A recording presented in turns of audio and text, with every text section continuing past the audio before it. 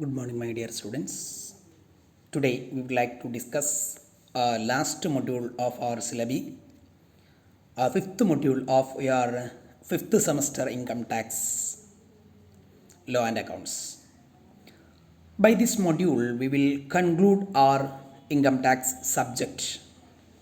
So please listen here. Last module, that is a capital gain. This module comprise of two things, two heads: capital gain and income from other source.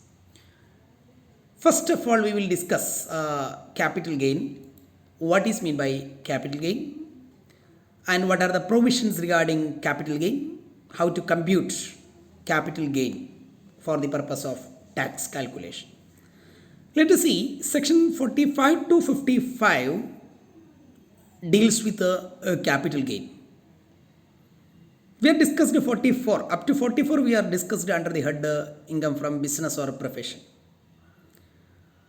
Now we move to 45 to 55 for capital gain purposes.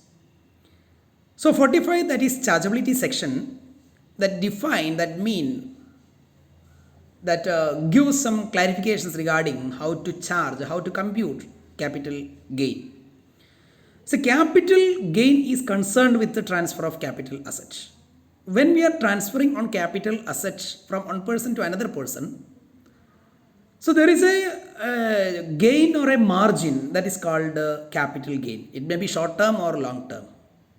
That is, doesn't matter. We will discuss short term capital gain, long term capital gain in detail in our next videos. Profit or gain arising from the transfer of capital assets made in previous year taxable under the head capital gain. Okay. The tax levied on the profit or gain earned on selling capital asset is called capital gain tax. So what is meant by capital assets? What is the gain which is taxable under the capital gain? What is called capital gain tax? These three things we are discussed in this slide. Now let us see what is chargeability section. Section 45, that give some clarification regarding chargeability. This charging section of capital gain runs as any profit or gain arising from the transfer of capital assets affected during the previous year to an assessee is taxable under the head capital gain. That is a chargeability section. Section 45, subsection 1.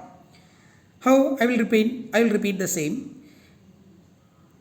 Capital gain as any profit or gain arising from the transfer of a capital asset affected during the previous year to an assessee is taxable under the head capital gain. These three elements are essential for a transaction to the asset, the income there under the capital gain head. Three elements. What are the three elements? There should be a capital asset. There should be a capital asset. In other words, we can say that the asset transferred should be a capital asset on the trade transfer. There are different kinds of assets we have. We know what are the different types of assets. So here only capital assets are considered. Then next condition, it should be transferred by the taxpayer during the previous year. It should be transferred by the taxpayer.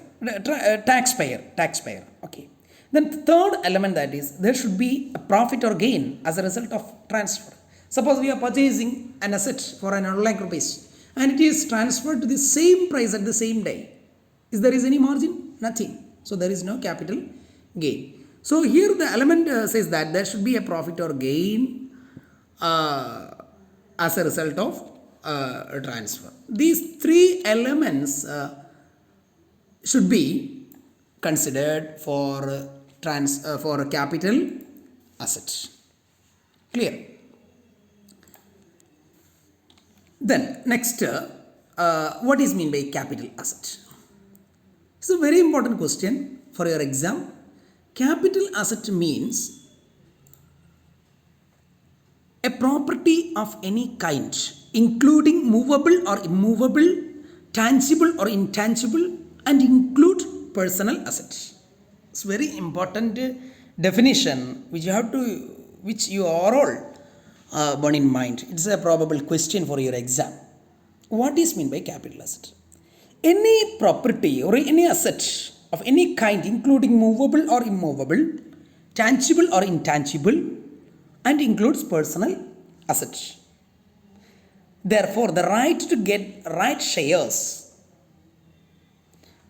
trees standing on agricultural land, goodwill, tenancy right, stage carriage permits, looms horse, right to carry on any business, trademark, patent, brand name, business undertaking or agreement as a whole, etc. are capital assets. All these are considered as a capital asset. Clear? It's a movable or immovable. So next thing that asset not considered as capital asset. So all of you please very listen.